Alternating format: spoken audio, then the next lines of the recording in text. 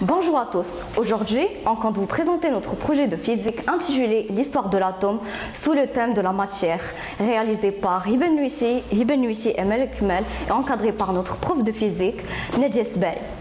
Notre projet s'articule sur une ville fictive, de petites maisonnettes en bois, une route construite par du papier, du fil de fer, de la peinture et des bougies pour représenter les atomes. Au cours de la période des étapes de fabrication, on a commencé par la peinture, la représentation des modèles atomiques, et puis des physiciens, et puis à l'écrit, et c'est tout.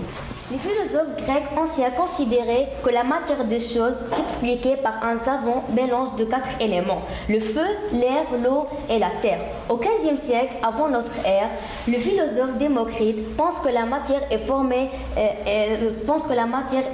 de grains de matière indivisible, qu'il nommait atomes. En grec, les atomes signifient qu'on ne peut pas diviser. Pour lui, les atomes sont éternels. Ils sont pour former des objets qui nous entourent. Pour le modèle de Dalton, il a considéré que l'atome est une simple sphère qui ressemble à une boule de billard.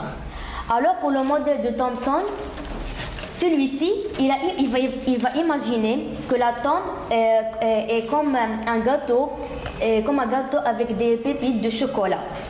Il a représenté des parties chargées positivement et d'autres chargées négativement. Ensuite, Rutherford en fit une expérience pour démontrer son idée. Il en déduit un nouveau modèle, un noyau central autour duquel gravitent des électrons chargés positivement et négativement. Après toutes ces expériences, apparaîtra un physicien danois, Bohr, qui va imaginer un nouveau modèle, comparable au système solaire. Au centre, un noyau autour duquel gravitent des électrons. Le physique moderne, le modèle actuel de l'atome est l'aboutissement d'une longue histoire au cours de laquelle les représentations ont profondément évolué. On va se contenter d'un simple modèle constitué d'un noyau autour duquel gravitent des électrons qui forment un nuage électrique.